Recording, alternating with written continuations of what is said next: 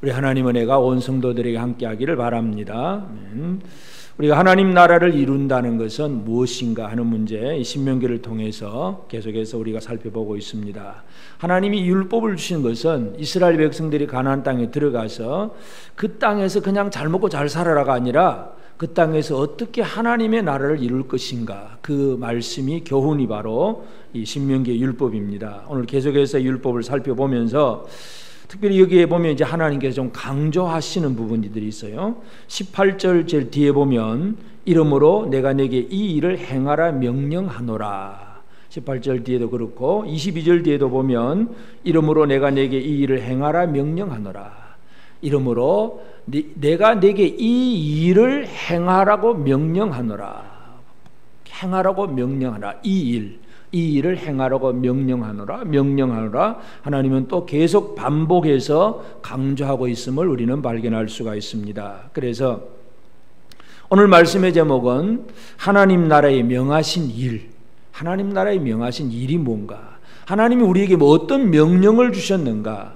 이 명령을 우리가 다시 한번 듣고 과연 나는 그 명령을 제대로 실천하는 자인가? 오늘 우리가 이것을 함께 살펴보고자 합니다. 왜냐하면 사람은 얼마나 오래 사느냐, 얼마나 잘 사느냐가 중요한 것이 아니라 얼마나 하나님이 원하신 일을 했느냐 안 했느냐, 그것이 중요합니다.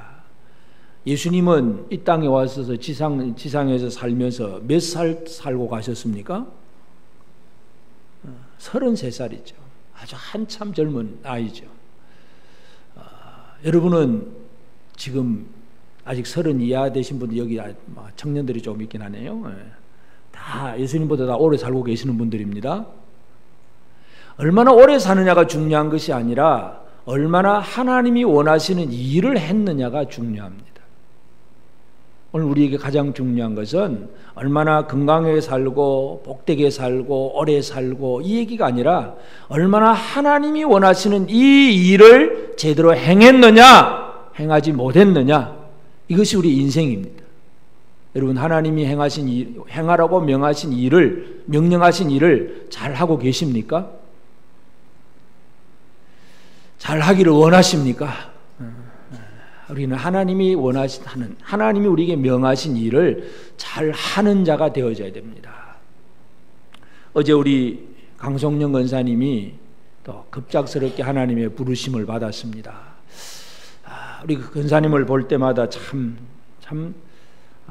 예수를 믿으려면 이런 식으로 믿어야 된다 할 정도로 참 사랑스러우신 분인데, 자신을 위해서는 별로 투자를 하는 건 없지만 약한 사람들, 연약한 자들을 위해서 많이 베풀고 돕는, 그러면서 교회에서 열심히 사역하고 충성하는, 오직 하나님 영광을 위해 살아가는 그런 모습들, 그건 하나님이 앞에서 할 일을 다 하셨다, 저는 그렇게 생각을 해볼 수 있는데, 하여튼 그러한 삶을 오늘 우리가 살아가야 되느냐 하는 거, 이제 우리에게 주어진 숙제이기도 합니다. 우리는 하나님이 이 행하라고 명하신 이 일을 명령하노라고 했는데, 이 명령에 대해서 내가 얼마나 철저하게 순종하고 있을까, 오늘 우리가 이 부분을 함께 살펴볼 필요가 있습니다.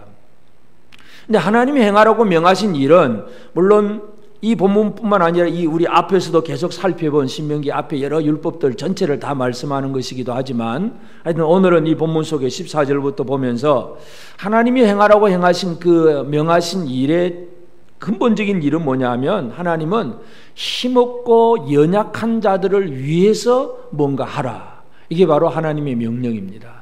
나보다 약한 사람들, 나보다 힘없는 사람들, 나보다 없는 자들을 위해서 뭘 해야 할 것인가, 하나님은 하나님의 나라가 그렇게 이루어진다고 우리에게 강조하고 있습니다.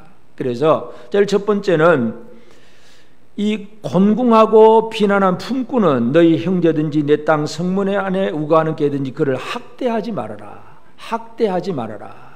학대하지 말라는 얘기를 합니다.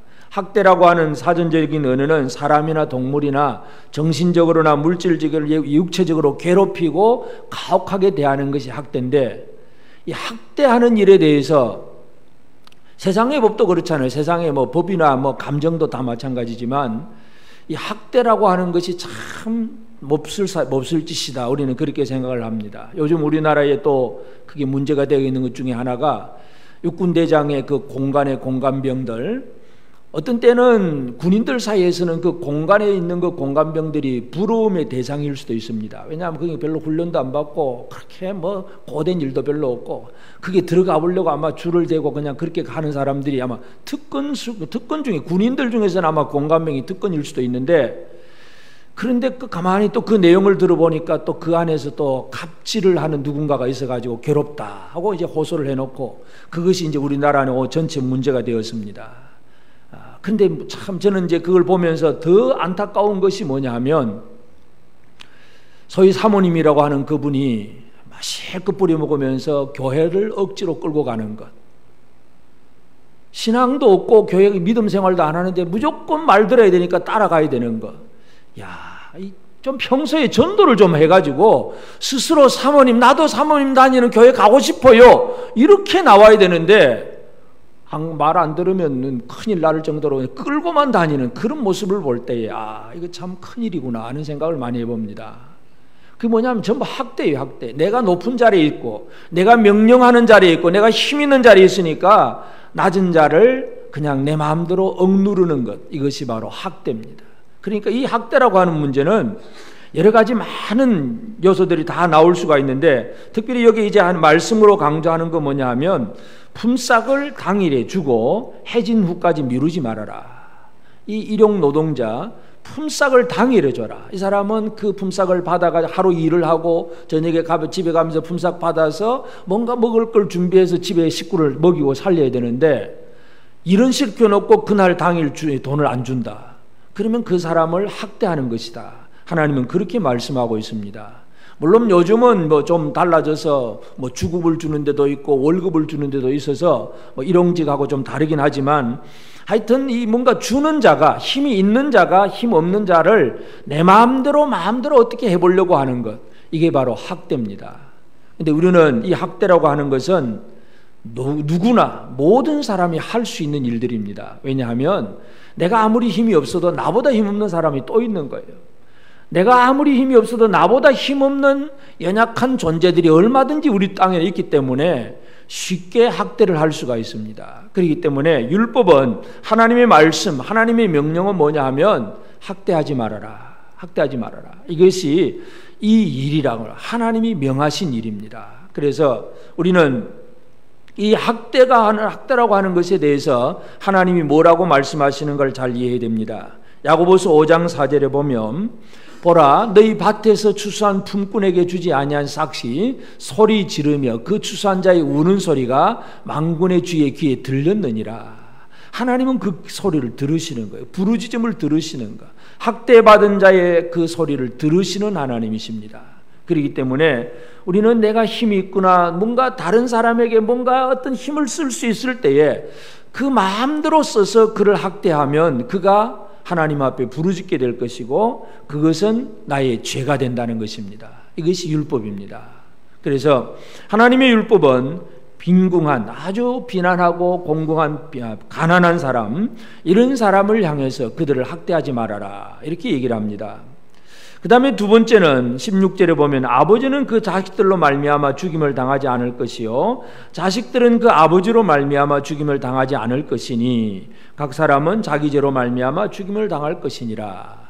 아버지 죄로 아들이 죽고, 아들의 죄 때문에 아버지가 죽고, 이것은 이방 그 고대 사회 속에서 연대 처형법이라고 해가지고 그런 일들이 흔히 있습니다. 지금도 있습니다. 지금도 저 북쪽 땅에 가보면, 북한 땅에서는 어떻게 합니까? 누군가 죄를 지으면 온 식구가 정치 수용소로 들어가야 되고, 뭔가 이 독재 국가라든지 고대 국가 사회에서는 하여튼 왕의 명령, 뭐 반역죄 그러면 3족, 9족을 멸하고, 그러니까 뭔가 한 사람의 죄 때문에 많은 식구들이 함께 죽는 일들, 이런 일들이 많이 있습니다. 그래서 하나님의 율법은 무엇을 강조하느냐 하면, 죄를 지은 사람은 당연히 그 죄 때문에 벌을 받지만, 그러나 그 사람 때문에 다른 식구가 벌받아서는 안 된다. 이게 바로 하나님의 말씀입니다. 왜냐하면 이게 억울한 일이잖아요.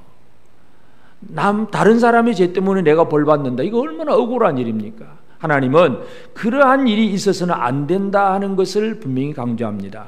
그런데 성경을 보면 여호수아가 여리고 성을 정복을 할 때에 그 성에 있는 걸 아무것도 손대지 말고 그건 하나님의 것이니까 손대지 말으라고 했는데 아간이라고 하는 사람이 그걸 훔쳤습니다. 아간이 그 외투, 그 은덩어리, 금덩어리 이런 걸 그냥 훔쳐가지고 자기 장막 밑에 감추었다가 결국은 들통이 납니다. 근데 들통이 날 때에 아간만 처리하는 것이 아니고 아간과 그에 속한 모든 자녀들까지 한꺼번에 다 아골골짝에서 돌로 쳐 죽입니다. 그러면 신명기의 말씀은 분명히 아간이 죄를 지었으면 아간만 처리를 하면 되는데 왜 아간의 자녀들까지 한꺼번에 다 죽였느냐? 우리는 그렇게 질문할 수가 있습니다.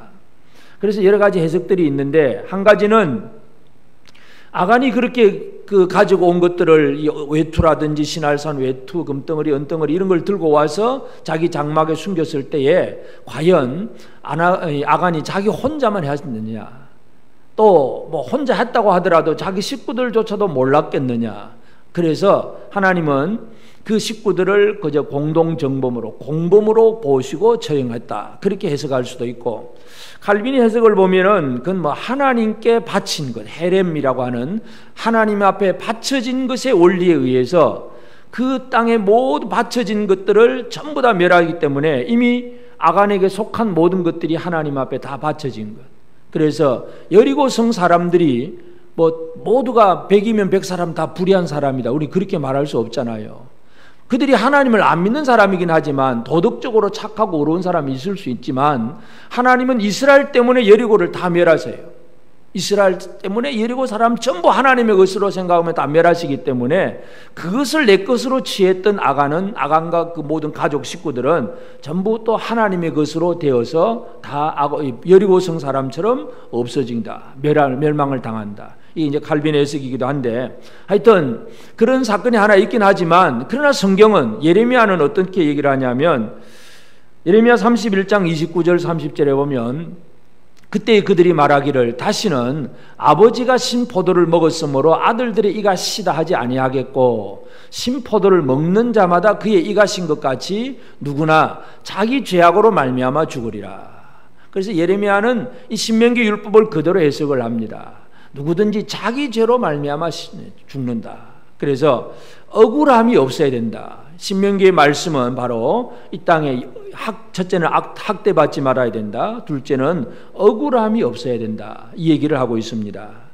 그 다음에 또 이제 하나님께서 또 강조하는 내용은 여기 보면 이제 객이나 과부나 고아, 특별히 이 세 가지 종류의 사람들, 나그네, 객, 그리고 부모가 없는 고아들, 남편을 잃어버린 과부, 뭔가 힘없고 연약한 자들의 대명사라고 할 수가 있는데 이들을 위해서 뭘 해야 되느냐 하는 것을 설명을 합니다.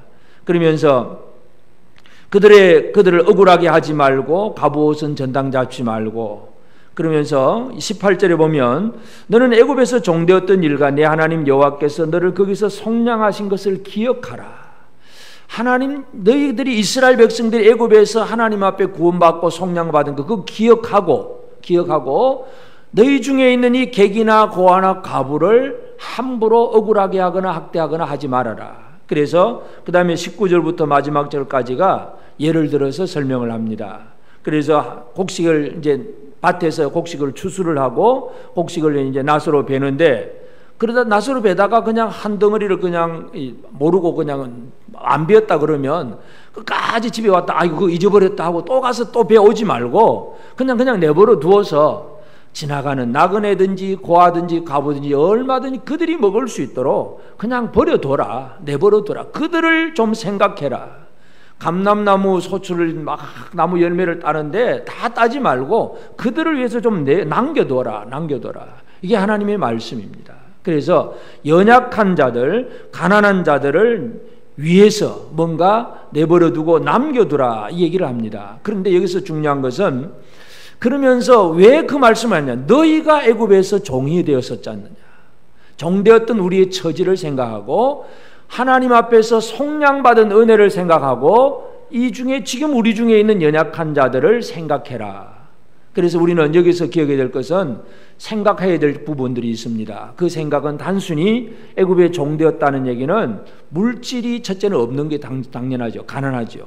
애굽의 이스라엘 백성들이 노예로 있을 동안에는 가난한 사람들입니다. 그러나 육체적으로 물질적으로 가난할 뿐만 아니라 더 중요한 것은 뭐냐면 애굽 사람들의 노예라가 되는 것, 노예가 자유가 없다는 것. 이것이 바로 그들의 처지와 형편입니다. 다시 말해서 객이나 고아나 과부는 무언가에 눌려있는 사람, 가난함에 눌려있든지 아니면 어떤 힘센 자의 힘의 권력에 눌려있든지 뭔가에 눌려있는 사람, 속량이 필요한 거예요. 속량. 노예들은 속량이 필요합니다. 그것을 하나님은 기억을 하라. 이게 바로 하나님의 말씀입니다. 그러면서 하나님이 이렇게 두 번이나 반복하는 것은 내가 내게 이 일을 행하라 명령하노라. 내가 내게 이 일을 행하라 명령하노라. 그래서 우리는 이 신명기 율법을 보면 참 우리 중에 연약한 이들, 병든 자들도 있고 가난한 사람도 있고 힘없는 사람들이 우리 주변에 많이 있습니다. 이들을 향해서 어떻게 하나님의 은혜를 베풀고 나누어야 되느냐, 이게 우리의 사명이기도 합니다. 그런데 이제 우리는 이 신명기 율법을 물론 문자적으로 적용해야 될 건 그대로 적용하지만 예수 그리스도는 이 율법의 말씀을 더욱더 완성하신 예수님입니다. 그래서 예수님은 이 율법의 말씀을 어떻게 적용하시는가, 예수님께서 하신 일을 먼저 생각을 해야 되는데, 첫째는 예수님은 하나님이 하라고 하신 그 일이 무언가를 알고 계신 예수님입니다. 여러분, 우리가 일을 하려면 일을 알아야 되잖아요. 하나님이 여러분에게 명하신 일을 알고 계십니까? 하나님 명하신 일을 다 알고 계세요? 알아야 되죠. 내가 할 일이 뭔가를 알아야 되죠. 내가 할 일이 뭔가를 알아야 그 일이 시작이 됩니다. 그래서 예수께서 이 땅에 오셔서 복음을 전하며 사역을 시작할 때에 자신의 할 일이 뭐냐면 누가복음 4장 18절 19절에 주의 성령이 내게 임하셨으니 이는 가난한 자에게 복음을 전하게 하시려고, 가난한 자에게 복음을 전하게 하시려고 내게 기름을 부으시고 나를 보내사 포로된 자에게 자유를, 눈먼 자에게 다시 보게 함을 전파하며 눌린 자를 자유롭게 하고 주의 은혜의 해를 전파하게 하려 하심이라 하였더라. 이건 이사야 선지자가 예언한 말씀인데, 예수님이 자신의 사역을 시작하면서 사람들에게 내가 이 일을 위해서 왔다, 내 할 일이 이것이다. 예수님은 자신의 할 일을 정확하게 알고 계세요. 예수님이 할 일은 한마디는 뭐냐 하면 가난한 자에게 복음을 전하는 것입니다. 가난한 자에게 복음을 전하는 것. 그럼 우리는 늘 가난하다 그러면 물질만 생각을 하는데, 당연히 물질이 없는 분도 가난한 사람들이긴 하지만 거기에 머물러 있지 않습니다. 그러면 예수님이 가난한 자에게 복음 전하러 왔으면 할 일이 뭐겠어요? 그냥 많은 돈을 막 부자들한테 막 끌어내가지고 막 흘러보내고 나눠주면 이거로 할 일을 다 했느냐? 결코 그게 아니잖아요. 예수님이 하시는 일은 가난한 자에게 복음을 전하게 하시려고 해놓고, 그 다음 말이 뭐냐 하면 첫째는 포로된 자에게 자유를, 눈먼 자에게 다시 보게 함을, 눌린 자를 자유롭게. 결국 이 땅에 가난한 자가 누구인가를 예수님은 알고 계시죠. 그 가난한 자의 특징이 뭐냐 하면 첫째가 포로된 사람이에요. 포로된 사람, 뭔가에 사로잡혀 있는 사람. 물론 물질적으로 가난에 사로잡혀 있는 사람들도 가난한 사람입니다. 그러나 두려움에 사로잡혀 있는 사람들, 염려와 근심 속에 있는 사람들, 근본적으로 보면 악한 사탄에게 포로되어 있는 모든 영혼들, 이 영혼들이 주님 보실 때는 가난한 자들입니다. 그리고 눈먼 자를, 눈이 멀은 건 볼 수가 없잖아요. 하나님이 그 다음에 말이 주의 은혜의 해를 전파한다 그랬는데 은혜를 볼 수가 없어요. 이 땅에 가난한 사람들은 하나님의 은혜가 뭔지를 몰라. 그냥 내가 열심히 벌어먹고 잘 살면 되리라고 생각하고 열심히 노력을 하지만 주의 은혜가 뭔지를 모르는 사람은 눈먼 자들입니다. 그런 자들에게 다시 보게 함을, 이게 예수님의 일이었어요. 눌린 자를 자유롭게, 완전히 자유롭게 풀어주는 것, 이 해방시켜주는 것, 속량하시는 것, 이게 바로 예수님의 사역임을 스스로 선포를 합니다. 그래서 오늘 우리는 이 율법이라고 하는 것은 문자적으로 지키려고 하면은 어떻게 보면 좀 쉬울 수도 있습니다. 문자 그대로, 아이고 내가 뭐 좀 사업가가 되어가지고 내 밑에 일하는 사람에게 그때 즉시 월급 잘 주고 또 뭐 그렇게 처리를 하고 뭐 이 정도 하면 좀 마음씨 좋은 사장님들은 얼마든지 그렇게 할 수 있습니다. 그건 예수 안 믿어도 할 수 있는 부분인데, 근데 뭐 율법은 단순히 그렇게 말씀하지만 예수는 진짜 누구를 어떻게 도와야 되는가를 정확하게 우리에게 가르쳐주고 있습니다. 가난한 자가 누구이냐? 그들은 포로이고 눈먼 자이고 눌린 자들이다. 그들에게 주의 은혜의 해를 전파하는 것, 이게 예수님 자신의 사역임을 분명하게 알고 계셨어요. 그래서 이제 이 사역을 알고 계시면서 실제로 예수님의 사역을 하시는 방법은 뭐냐? 자, 우리가 율법을 그대로 지키려고 하면 그냥 풍꾼에게 당일 싹을 제대로 주기만 하면 됩니다. 그 고아와 과부들 그들의 송사를 억울하지 않도록 좀 공정하게 하기만 하면 되고, 뭔가 밭에 좀 여유 있게 그냥 좀 흩어보내서 막 불쌍한 사람 많이 도와주기만 하면 그건 율법을 그대로 지키는 사람입니다. 그런데 예수님은 이 하나님의 말씀을, 그 일을 정확하게 아셨기 때문에 이 일을 어떻게 하셨느냐? 예수님이 하시는 방법은 고린도후서 8장 9절에 보면 우리 주 예수 그리스도의 은혜를 너희가 알거니와 부요하신 이로서 너희를 위하여 가난하게 되심은 그의 가난함으로 말미암아 너희를 부요하게 하려 하심이라.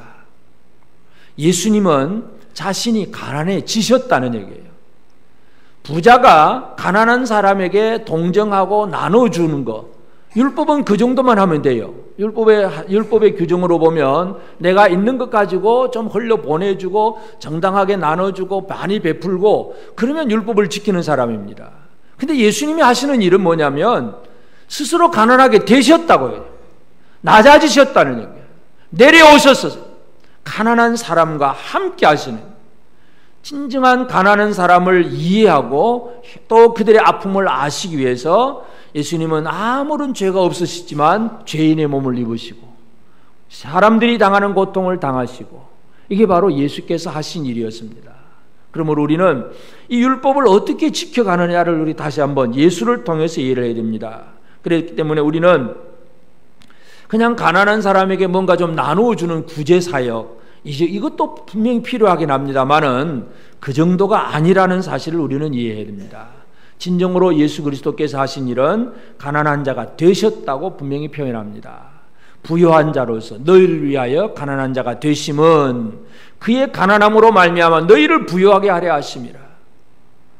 여러분, 옆 사람을 위해서 가난해질 수 있겠습니까? 한번 쳐다보시고. 옆 사람을 위해서 가난해질 수 있겠습니까? 오히려 옆 사람을 위하려면 내가 더 큰 부자가 돼가지고 많이 나눠줘야 되겠다, 이 생각이 들지 않으세요? 우리 뭐 대부분의 사람들이 그렇잖아요. 하나님, 내게 많은 복을 주시면 내가 많은 걸 좀 나누겠습니다. 이건 쉽게 기도할 수 있는 내용이에요. 그런데 예수 그리스도는 그렇게 하지 않으시고 그냥 가난한 자가 되셨다.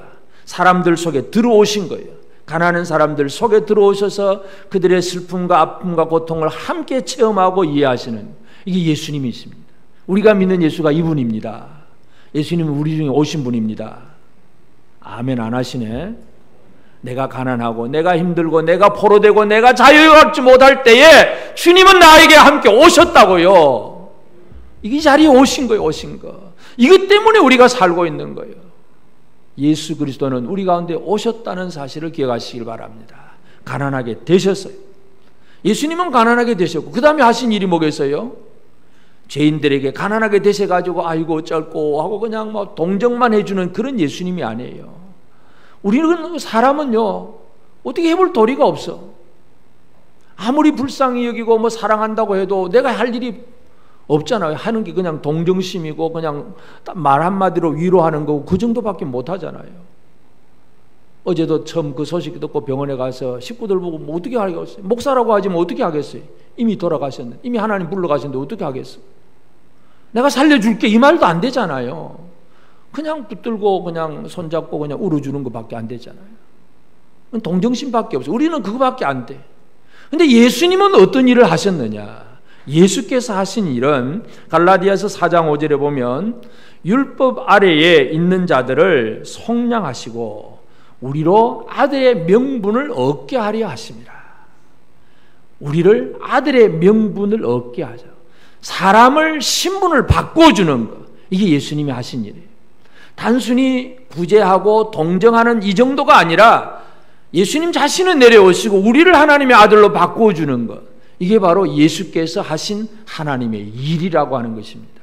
이 일, 하나님의 아들은 아버지가 명하신 그 일이 무언가를 정확하게 알고 죄인으로 그냥 내버려 두지 않고 아이고 참 불쌍하다 하고 그냥 몇 마디 동정해주고 그 정도로 끝나지 않고 죄인을 하나님의 아들로 만들어 주셨다는 거예요. 이게 예수께서 하신 일입니다.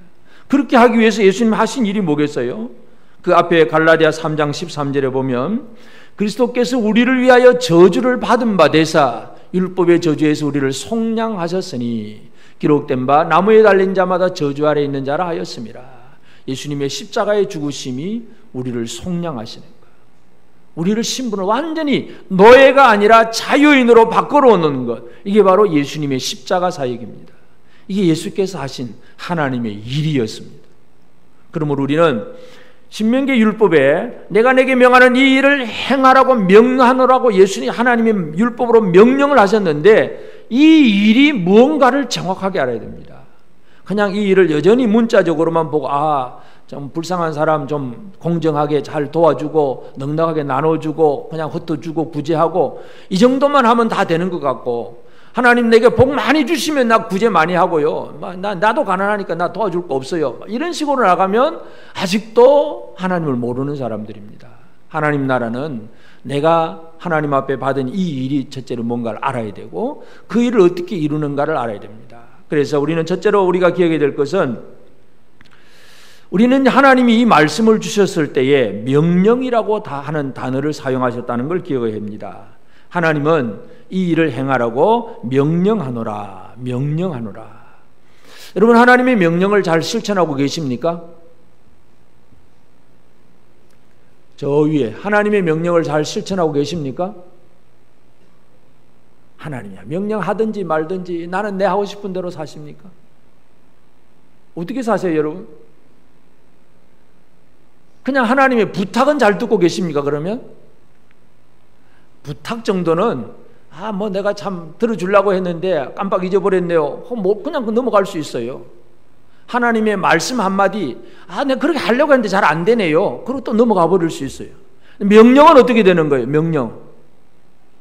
명령에 대해서는 안 하면 명령 불복종이죠. 죄죠, 죄. 하나님은 우리에게 명령하시는 분이십니다. 하나님께서 이 일을 행하라고 명령하셨어요. 요즘 현대인들은 명령을 별로 안 좋아합니다. 여러분, 누가 여러분에게 시키는 거 좋아하십니까? 내 마음대로 살게 내버려 두라 그러지 절대로 누군가의 명령 들으려고 하질 않습니다. 그런데 하나님은 우리에게 명령하십니다. 명령은 들어야 되고 순종해야 됩니다. 복종해야 됩니다. 왜냐하면 이 명령이야말로 우리가 살 길이기 때문에 그렇습니다. 솔로몬의 잠언에 보면 잠언 6장 23절에 대저 명령은 등불이요 법은 빛이요 훈계의 책망은 곧 생명의 길이라. 명령이 등불이라고 표현합니다. 솔로몬은 하나님신 지혜를 가지고 많은 것을 깨달으면서 이게 하나님 명령, 이게 우리 인생의 등불이고 인생의 생명의 길이구나, 이걸 깨닫습니다. 여러분에게 주신 명령이 등불이십니까?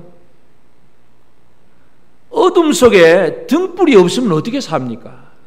어둠 속에 등불이 없으면 내가 가고 싶은 곳으로 갈 수가 없어요. 한 발자국만 잘못 내딛으면 금방 넘어지고 어디 웅덩이에 빠지고 뭔가 사고가 날 수밖에 없습니다.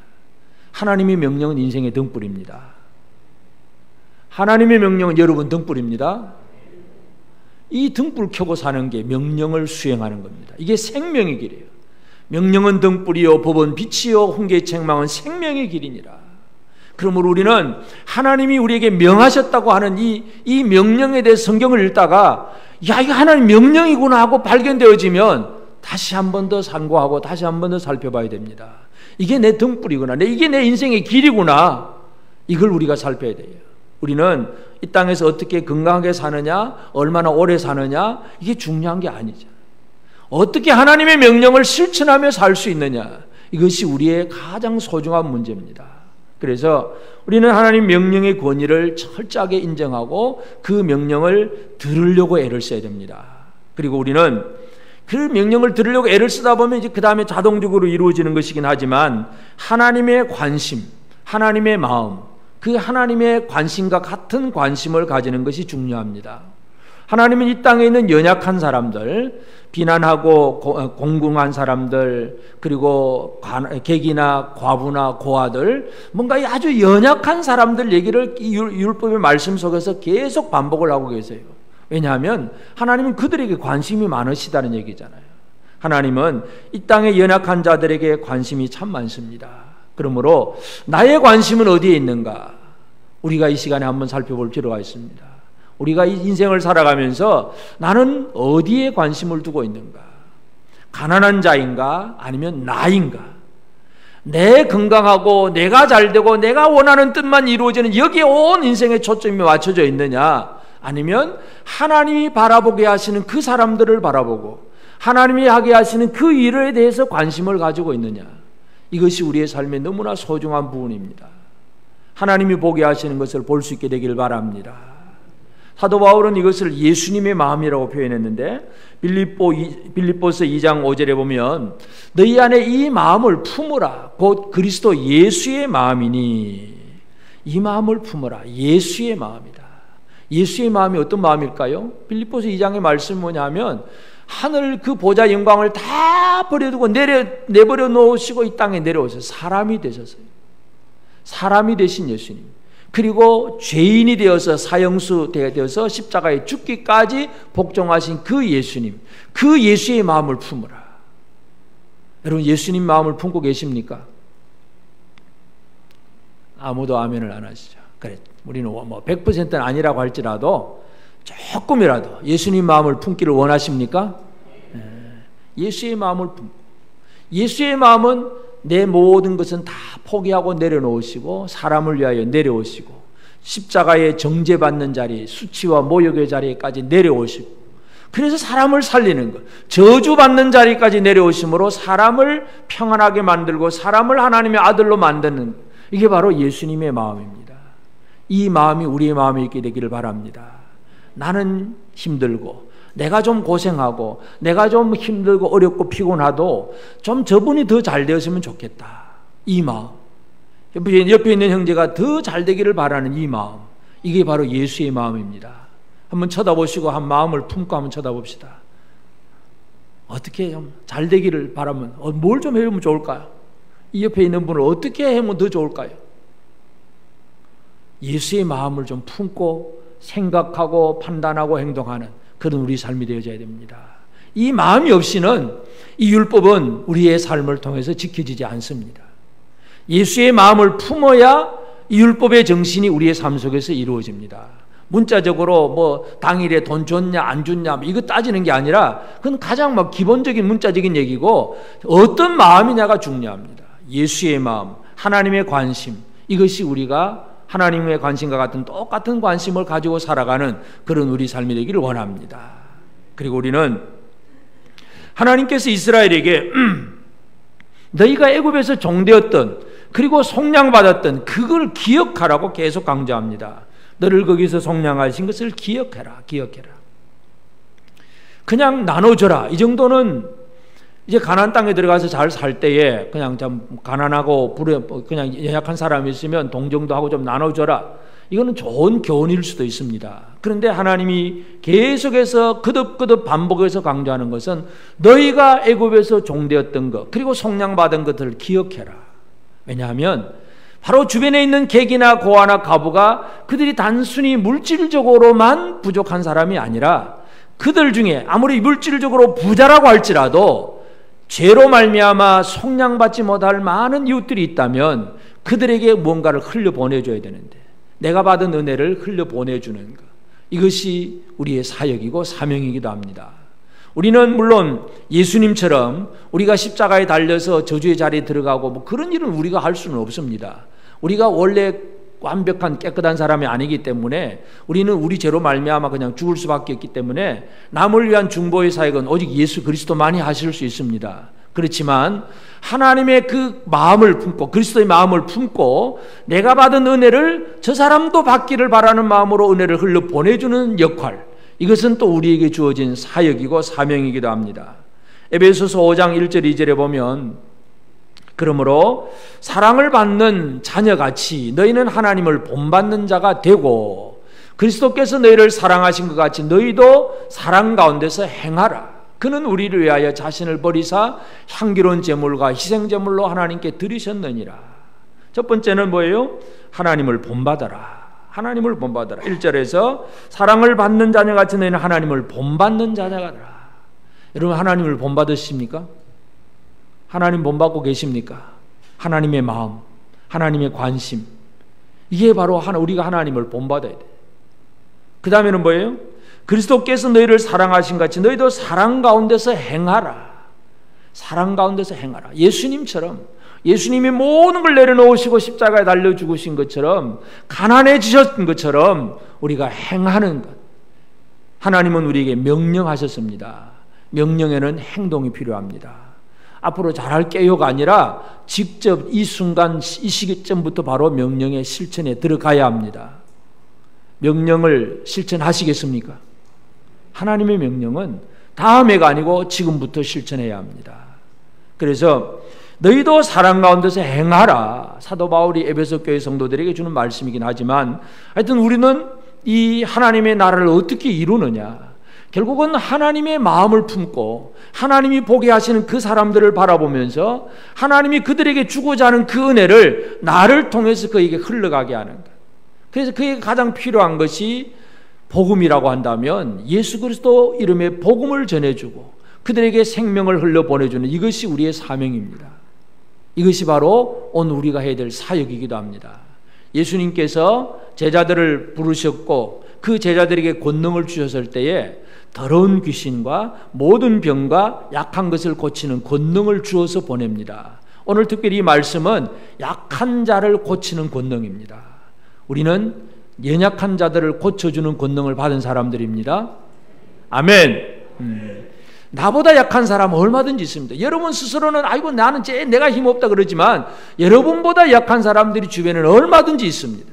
그들을 향해서 그들을 강하게 만들어주는 역할이 내게 주어진 사역이라는 사실을 기억하게 되기를 바랍니다. 성경은 바로 그 얘기를 하고 있습니다. 하나님의 나라는 그렇게 이루어지는 것입니다. 우리를 통해서 우리보다 연약한 자들에게 하나님의 은혜가 흘러가고 그들이 하나님의 은혜를 받게 될 때에 그곳에 놀라운 하나님의 역사가 일어나는, 이것이 바로 우리가 이룰 하나님의 나라입니다. 이 나라를 저와 여러분들이 이루어가게 되기를 바랍니다. 연약한 자들을 강하게 만드는 것, 우리의 사명임을 기억하십시다. 옆 사람에게 한 번 더 서로 격려하는 말을 합시다. 우리 하나님을 본받아서 합시다. 그리스도의 사랑 가운데서 행동합시다. 행동입니다. 행동. 명령은 행동을 따라가야 됩니다. 기억이 아니라 행함으로 실천하는 우리 모두가 되어지기를 바랍니다. 아멘.